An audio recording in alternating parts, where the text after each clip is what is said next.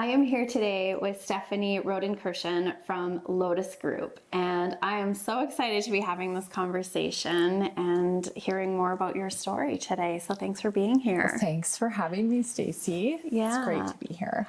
So start with your business today, and then we're going to back up and how did you get here? So tell us about the Lotus Group and give us a bit of a picture. Sure. So the Lotus Group today is a collective of 21 professionals spanning search, executive recruitment, human resources, and industrial and volume recruitment. So Lotus Group is a licensed recruitment and search firm here in Canada. We primarily work in Alberta, and we have a physical location in the West Block in Edmonton, but our services span Canada coast to coast, and we specialize in executive and professional recruitment, as well as human resource consulting. And that's everything from large scale HR projects right down to fractional HR support, investigations, compensation assessments, you name it, kind of the full cycle of HR. And then on our third division of Lotus, we do industrial and volume recruitment. And this is a very scalable bolt-on service that we offer to organizations that need to scale up and scale down very quickly. Got it. So pretty big business, pretty big company. How long have you been in business? So we've been in business since July of 2019. Yep. So we just celebrated our 6-year anniversary. Yeah.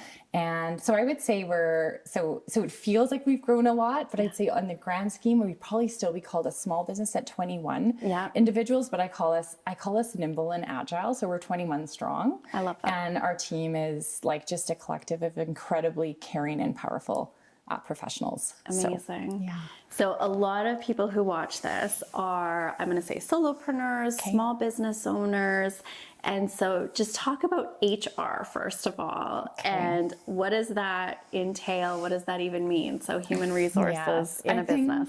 That's a great question. I think a lot of people get a little bit nervous or charged or frustrated when they hear the word HR because it sounds very corporate. It can feel a bit confusing. And so I like to call it the study of the human condition. So we are a collective of people helping organizations that we know are made up of a collective of people to care about those people in a way that both safeguards those people who are employees, who all have a plate of life.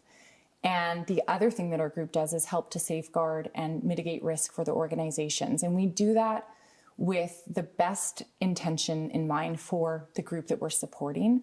And the way to ensure that you're running great people practices or HR or people and culture, whatever we want to call it, is to get a good balance of caring for your people in a way that aligns with the corporate goals. And so when I think of HR, I think of people potential.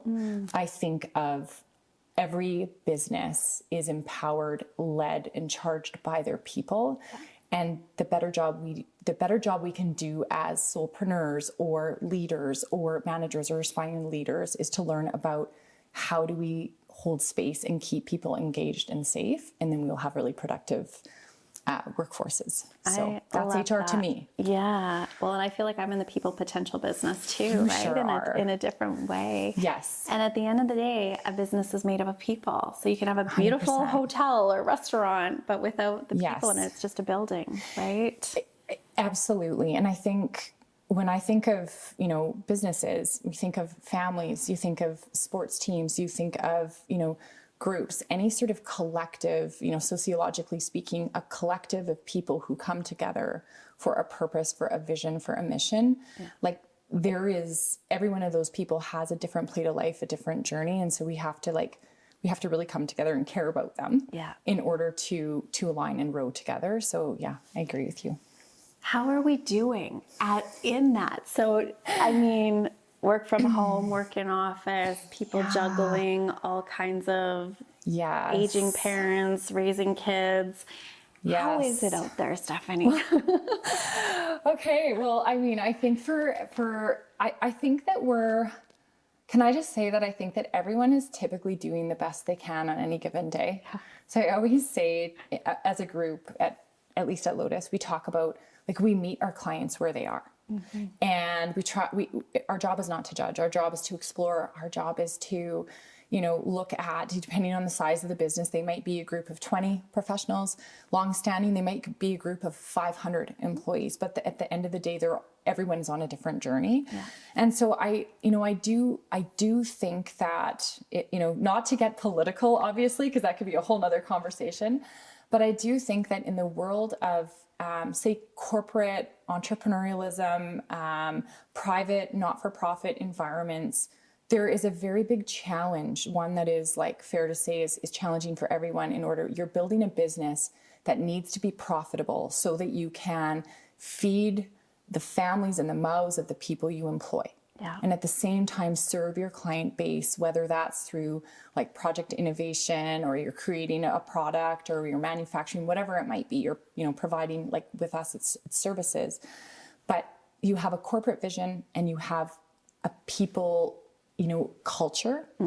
I believe where we're falling down right now, in some instances, is that we've not done, and sometimes we feel taxed to understand how does the corporate vision and the corporate goals kind of, marry or intersect with or connect with the people culture. Yeah.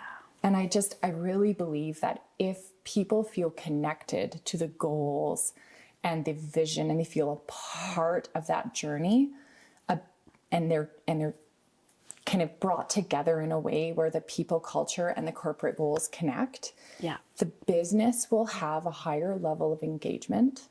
They will be more profitable, more productive. Yeah. People will stay. You'll have a better retention rate. People will be more fulfilled because we all are longing for connection, whether that's at home, whether that's in all journeys of our lives in different, timelines.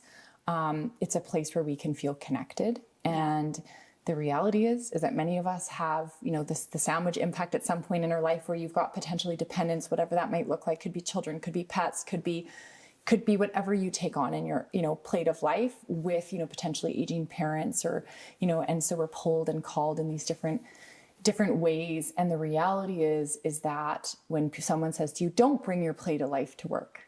Impossible. Can we say? Impossible. It is impossible to completely dissociate from your life. And so if we can say, hey, you've got a full plate, and, we're going to hyper focus on this goal today. And here's our mission. And this is why we're doing it. And we're so grateful you can be a part of it. And, here's clarity around the role that you play. We want your input. Yeah. If we can start going from punitive to collaborative, guess what? Everyone wants to be a part of something. So I think there's lots of opportunities. I had such a powerful teaching one time where I had somebody say to me, the more hats you wear, the more stressed out you're going to be.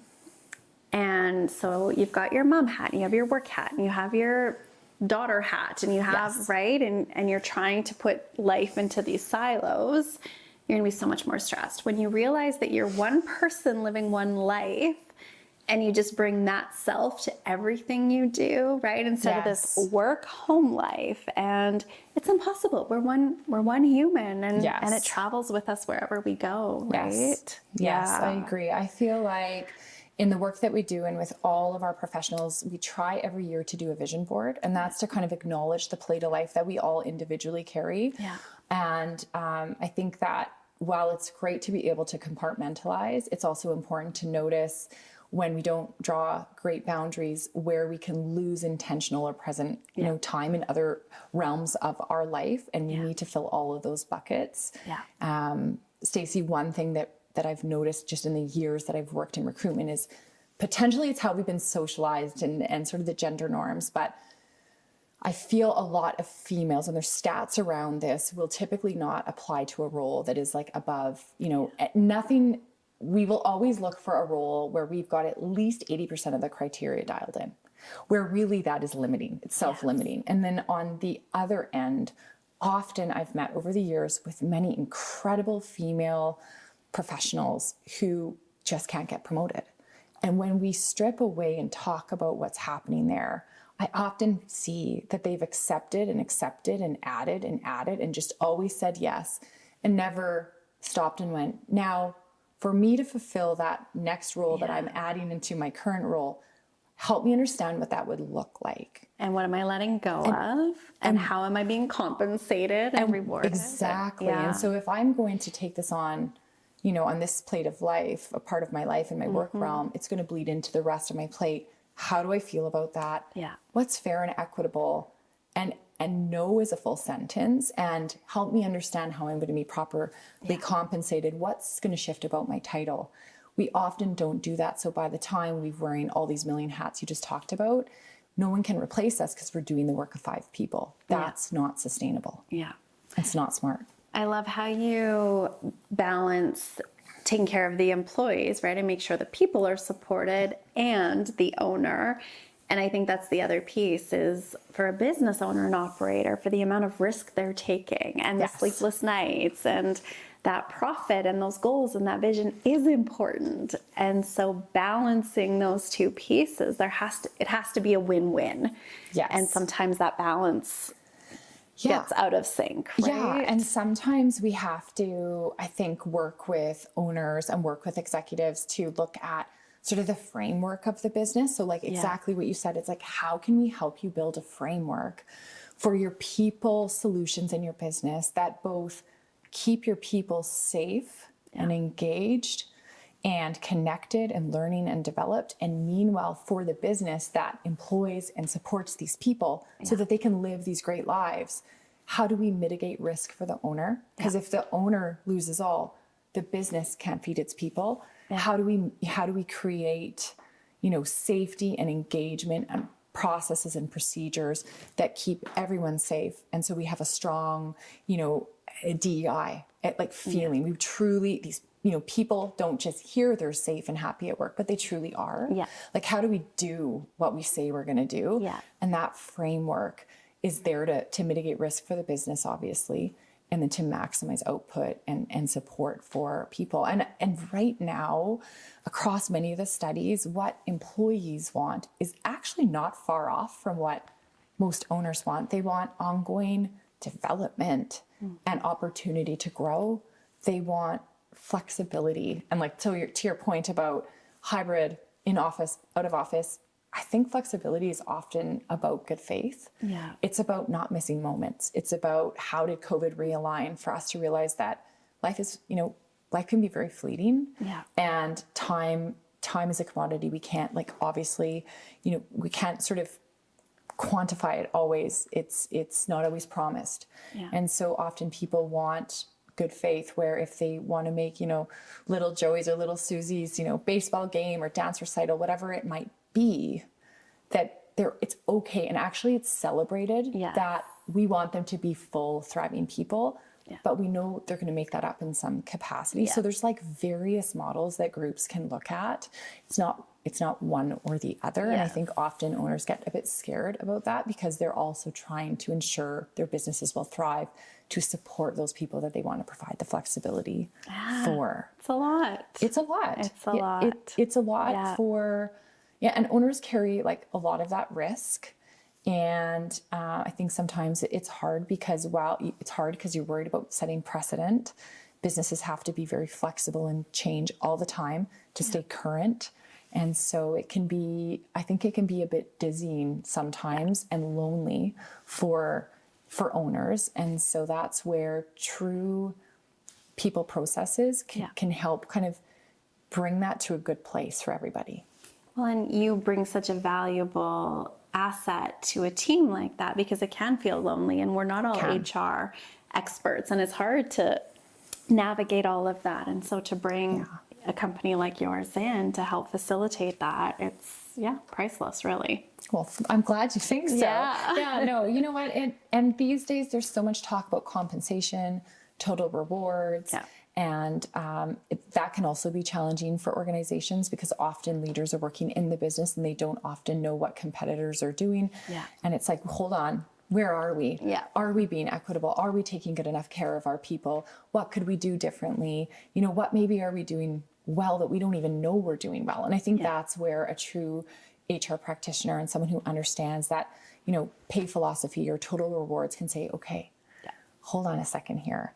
We're actually at the 70th percentile on pay, but let's look at our short-term incentives. We are like way above the average. So overall, let's celebrate that. And actually, maybe let's communicate that. Right. How do we tell that story so that we don't lose people who don't actually realize the benefits we're providing? Not because they're not getting them, but we're not articulating that And the in the value of onboarding. that. Yeah. And in the onboarding journey and the value. So often I think when, even in life in general and relationships, with our children or friends, it's like often things are miscommunication. Yeah. It doesn't mean that someone didn't care. It was like a perception about an instant that was based on a feeling, not on fact. And then it gets away on you. We give meaning to it. It happens at work. So it's important to be, always communicating. Yeah. Yeah. So that's the industry. That's HR. So now let's talk about your journey into this profession, and how long have you been in the industry, and have you always been entrepreneurial? So take us back to that. Okay. So I'll talk quickly about, my entrance into the industry of human resources, which really was from an emphasis on recruitment. So that sort of recruitment, headhunting, third-party environment, which typically, a couple decades ago was often separate from HR consulting. Yeah. So my entrance was in around that 2011 time, where I was a pharmaceutical rep and I was helping doctors to kind of establish and understand what were the best medications for their patient population. I actually became privy to recruitment and headhunting and thought it was an incredible way to also help people with career transition. Yeah. And it sort of bled into my passion for sport and talent in recruiting, and sort of looking at how could I help organizations identify top talent to build like strong performing teams. So I actually came into the realm of recruitment, which often is seen as kind of a separate entity to HR, but it truly is a part of that life cycle. And had an opportunity to become a recruiter, work in that junior realm in the accounting and finance side. And then as my career continued on, I may have not realized I was entrepreneurial, but the reality was, I think I may have also always had a bit of a spark for it. I just didn't realize that. And so as my recruitment career grew, and I was afforded great mentors, and I was able to grow and progressively in my roles, and then moved into leadership, and then took on some different divisions. I really loved the true study of the human condition, and I was fascinated by why certain organizations could keep, retain, and develop talent at a pace that was very different from some of my other clients. And often one of the differentiators that I noticed was that those that struggled didn't always embrace and have a good handle on their people practices, and often may have lacked a business partner who could come in there and take care of those people and feed that fire and stoke those hearts and just ensure that, leadership was able to convey their mission in a way that people could connect with. Yeah. And so as my time towards Lotus came about, and I didn't realize this, I was already thinking, how could I work with more HR consultants so that when we go and we do this work where we find talent, we truly know what is truly going on in the business, so we don't have a alignment situation. Because as important as it is to recruit talent, when recruiting is done well, it really has a lot to do with risk mitigation and understanding the current climate, so that you can pair that kind of chemistry properly with not only the core competencies, but the personalities. Well, and I would imagine as a recruiter, when you're recruiting for an organization, you want to know that you're recruiting into a good organization that's going to deliver what they promise, and they're going to retain that person. And so when you have that full cycle, I imagine it's much easier for you to... Those are ideal, Stacey. And the reality is that there's different journeys so sometimes we're working with organizations that truly have huge challenges. Yeah. But the beauty of them telling us where they're really broken, if they trust us enough and they're vulnerable to do that, then we can truly go and find someone who's a savant And can help them. Absolutely. Yeah. And so I always say to groups, like, we are here to find you someone who fits your team. And so we need to know the good stuff. Yeah. We need to know the difficult moments. We need to understand the hardest parts of your business, because if we miss that, what actually happens is we might pull someone, who's providing for their family from a role and put them in the wrong role. Yeah. So the risk mitigation piece is just, it's so critical, because the reality is that a lot of the groups that we support, they're in either some sort of flux, if that makes sense. So I think so many people look at entrepreneurs and business owners and think, oh, they always knew they wanted to do that and they just went after their goal and their dream. And that's not often. It often comes out of desperation. It comes out of challenge. It comes out of a need and a necessity.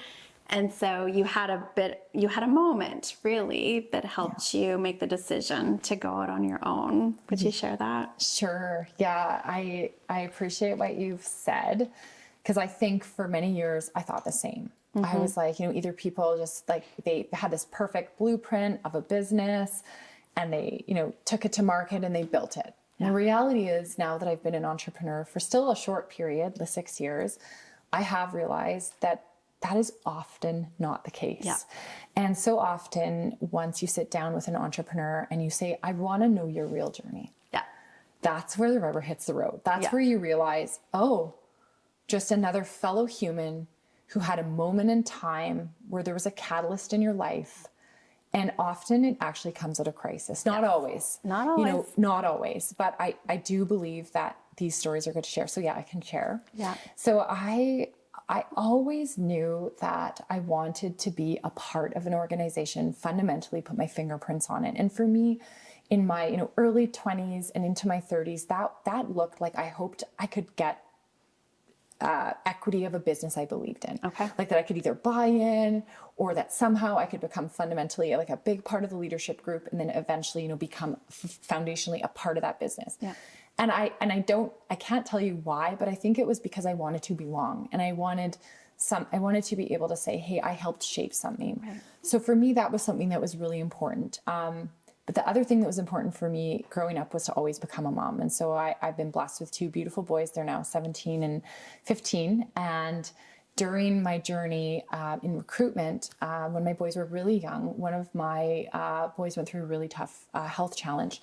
And so he had a condition that was really, really challenging for about 7 years. And we went specialist to specialist, and he was a brave soldier, and he weathered a storm that I wouldn't wish on anyone's child ever.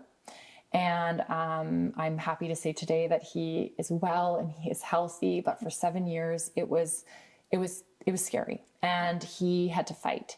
And so during those years, at one point nearing kind of the start of Lotus, he was in an acute state, lots of hospital visits, a long time in the hospital. And I found myself in a place as a mom and as a corporate professional leader doing the dance of insanity, where like I couldn't be all the places I needed to be. But in my heart of hearts, what mattered most to me was my son, and it was him getting the opportunity to be healthy, seeing him through this chapter that was really challenging. And I kind of came to a crossroads, and it's fair to say this was prior to COVID.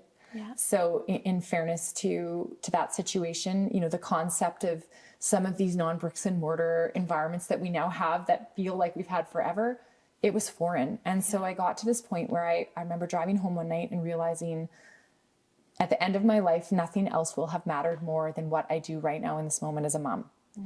And so that day, I ended up leaving my corporate career, and it didn't have a plan. Lotus was not born, but it was like, I need to figure out how I can provide for my children, be there as a professional, and do something great in a way that looks very non-traditional, wherever that might be. Right now, it needs to be with him. And in that moment, I didn't realize it because I probably was overwhelmed, but that is where the seed for this business was born. And it was born out of necessity, not out of perfection. And so over the next 4 weeks, I was with my son, like day and night. And I had time to think, especially late at night, about how does someone's journey in life, a health journey and an organization's journey mirror, like where's the synergy? And where I think Lotus was born was in the multidisciplinary approach to helping clients with the full cycle of their HR. So everything from executive search, yes, and professional recruitment, but then also being able to help them with their people practices. Yeah. On the life cycle of like getting that talent in the door, but then like developing, supporting, ensuring that we can care for and develop that talent. And sometimes, that can go many different ways. And then also being able to help them in the third division. For me, it was like the multimodal approach to health can be very similar in the multidisciplinary approach to an organization's health. Interesting. So really I was inspired by his journey and by him and by his resiliency, to think about, if he can go through this, I can definitely try to start a business. And so that's how we were born in 2019.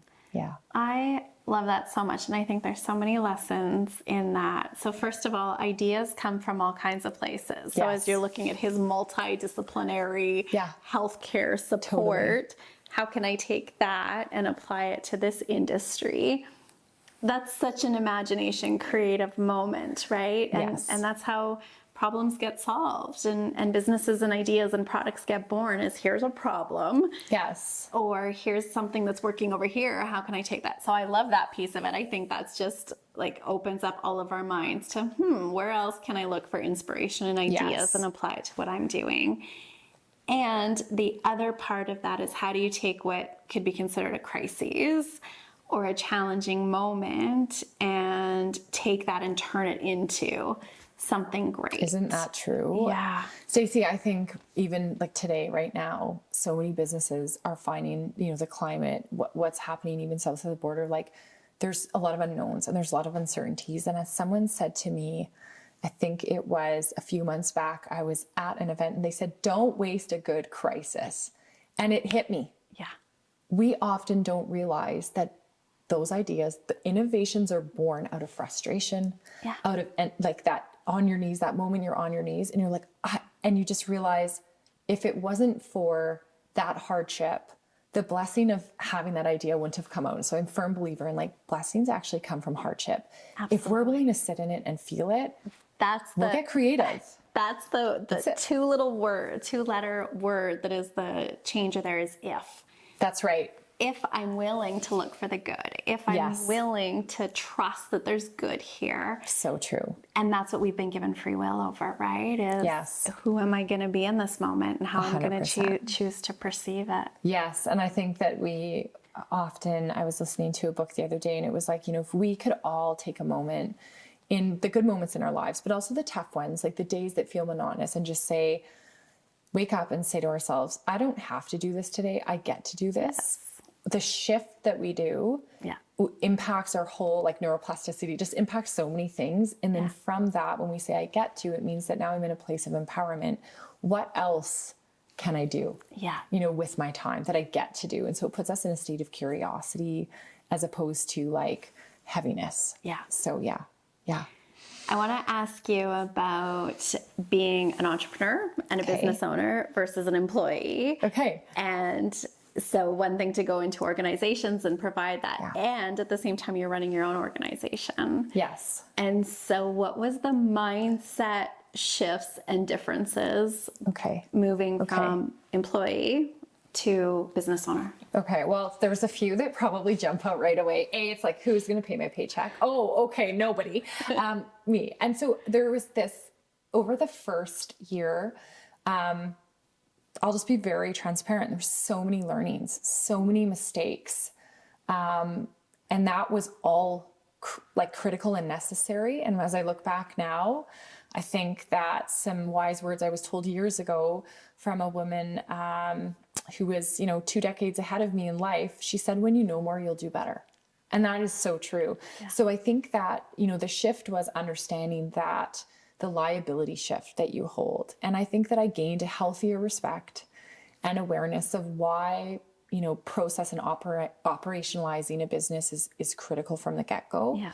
And I was super blessed with seeing that with a lot of businesses. Yeah. So I think had I started one even earlier, I would have had more, wounds and bruises along the way, but it's about getting started. And I think often we worry about like, what if I make the wrong decision? How will I know if it's the right one? And the reality is that progress is moving. And movement is never a straight line. And success is about making the wrong decision and making it and moving ahead and learning from it and then veering back course and trying not to make that same mistake a second time. So truly, my biggest learning in the first year and a half of building out Lotus was that there wasn't a blueprint.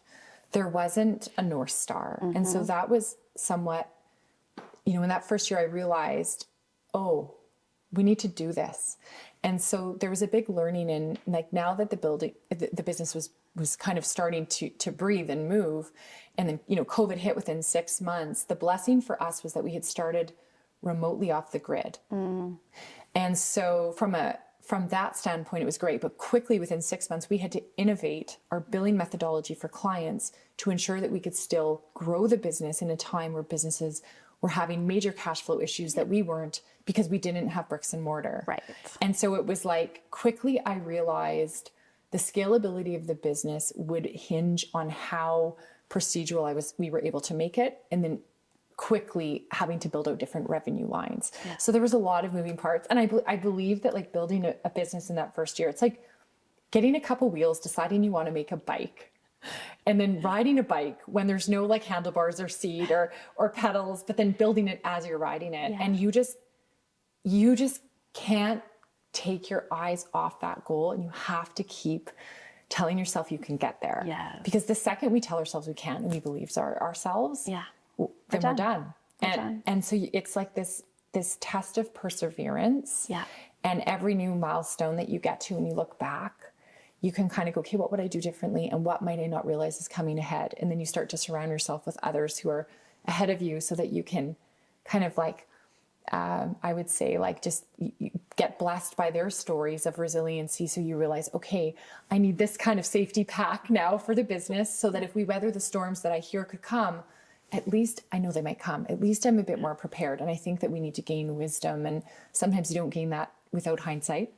Yeah. And so, yeah, it's a journey. And that was going to be my next question, is how important was having that support and surrounding yourself with other people and not going at it alone. I mean, you're alone as you're the only owner, but surrounding yourself with other business owners and community, how important was that? Yeah. So I think the first part of that was I've been very blessed to have incredible mentors prior to starting Lotus throughout my career and within my kind of my childhood, even and through sports, that I felt very steadfast about like hitting goals and very, very passionate about what we wanted to accomplish. And those people have been there for me, and they're incredible. And so I feel, I definitely wouldn't be here today without them. And I think that's a kind of gift that we get at certain points in our lives where we can start to give back to others. Mm-hmm. And so I feel I've been a definite recipient of that, and they know who they are, and there's many of them. And so I'm grateful for them. But actually in the first year of Lotus, we actually had come together as a collective. And I knew in that first year that we needed to decide which way we were going. And so there was sort of a buyout that happened very early on, actually, where there was two of us who kind of had started consulting together and then decided, okay, our visions were different. Yeah. And that actually, I think, is important for entrepreneurs to know, because there's no right or wrong way to build a business.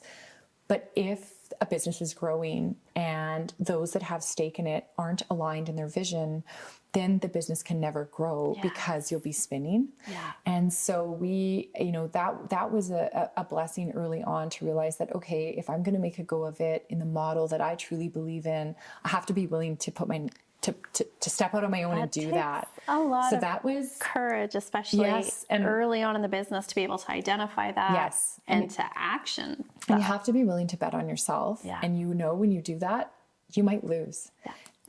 And there's learning in the loss. Like there's absolutely learning in the loss. But I also think that when you go out on your own, whether it's a solopreneur or you're starting a corporation, trust trust that drive, and that the pressure also will call you and pull you through. Yeah. And so often people will say that, there's pressure is privilege, and it is. Yeah.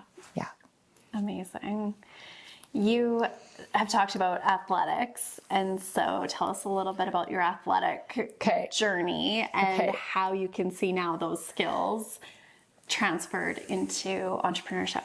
Okay. Yeah. So it's funny that you say that, because now as I've kind of ventured into life, I seem to have more injuries come along. And so I've realized like, oh, yeah, this is a different stage of life now. But I feel so grateful for, obviously we all get given bodies, and they're a gift, and we have to honor them and take care of them. And when we do, it's great. And when we don't, we learn lessons. And so, yeah, I was a passionate soccer player from about the age of 4 or 5. My mom started my sister and I skiing when we were 2, like sports nut, like love it.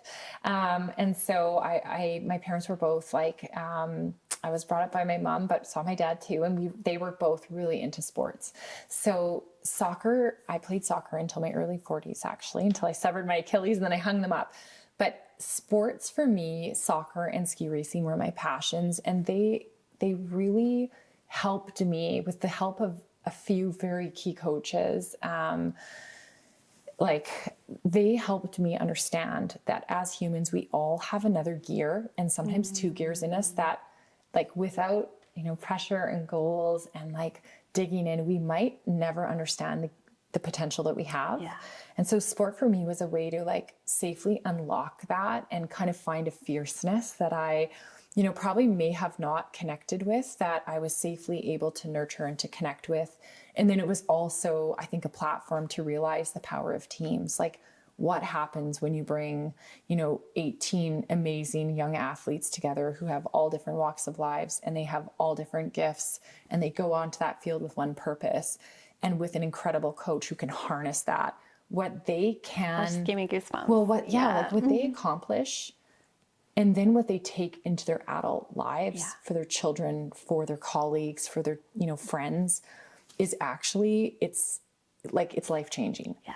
And so for me, I was, the team sports of soccer, taught me so much about alignment and synergy and chemistry and strategy. And then being a ski racer taught me a ton about efficiency and streamlining and wanting to go fast and being on the line of, blowing up injuries. I experienced, they always say the fastest person on the hill is the one that is just about to fall. And that is very true. And so I think that in the world of being an entrepreneur, entrepreneurs are often known for being risk open. So they have an appetite for risk, but the gauge is like, but how can you harness that in a way that you continue to grow without, taking on too much risk? And so I've been blessed to be able to be an athlete in my background. And it's definitely served me. So good. You talked a lot about supporting that everything on somebody's plate as an employee for an organization. Okay. Sorry. No problem. How do you do that? So how do you balance life and motherhood and health and all the things? I think, well, the reality is that in every stage of my life, I've needed to recalibrate. Like, I think it's like that. It's like you drive a vehicle and you've got to put oil in it. You've got to fill up your tank, and that, like, we're living, breathing entities. We really need to always, take care of ourselves. The way that I've been lucky enough to learn to do it was back in 2011, someone sat me down and said, Steph, I really want you to do a vision board. And so put your professional goals, your life goals in every realm of your life on a board. And so I did. And as an athlete, we know that if you sit and you visualize, taking shots, say you're a hockey player or you're a downhill skier, you're visualizing a downhill course, flawless execution, fast, tight line, or whatever it might be. But if you actually make a vision board and you plot your life and the goals that you want in there, and you make it tangible and you put it in a place that you see every day, there is a high likelihood that you will hit those goals. Yeah. So the way I do it with myself is that I do a vision board every year. because every year my life changes. My boys get a bit, older. They want to try new things. There's different needs in our household and family. My time changes as an entrepreneur, and I need to be intentional about that. So I do that.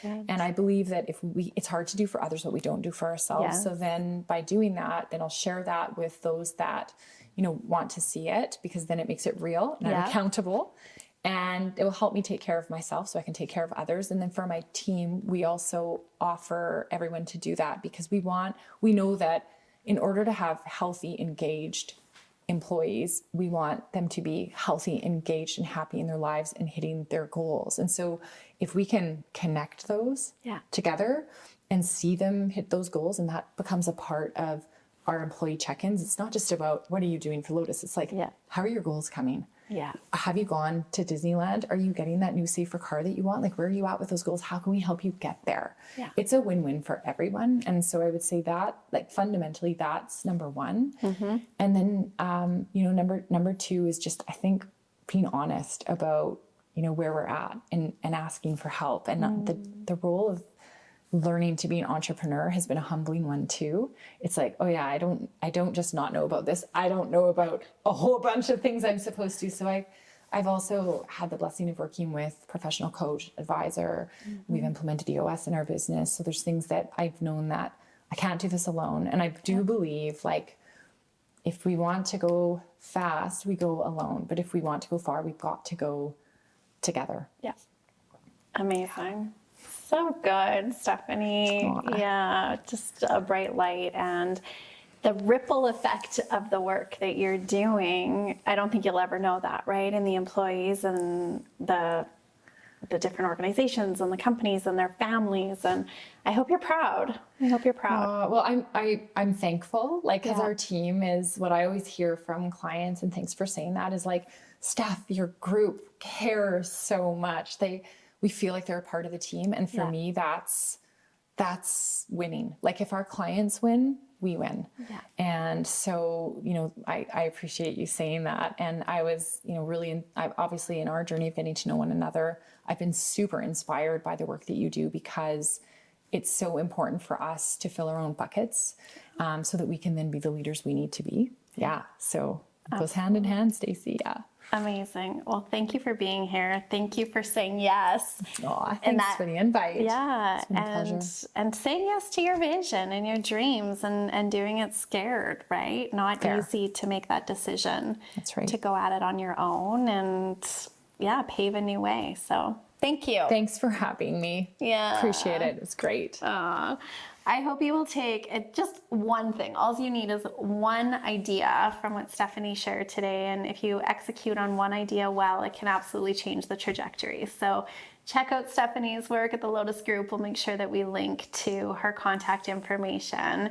And here is to you creating a life that you love.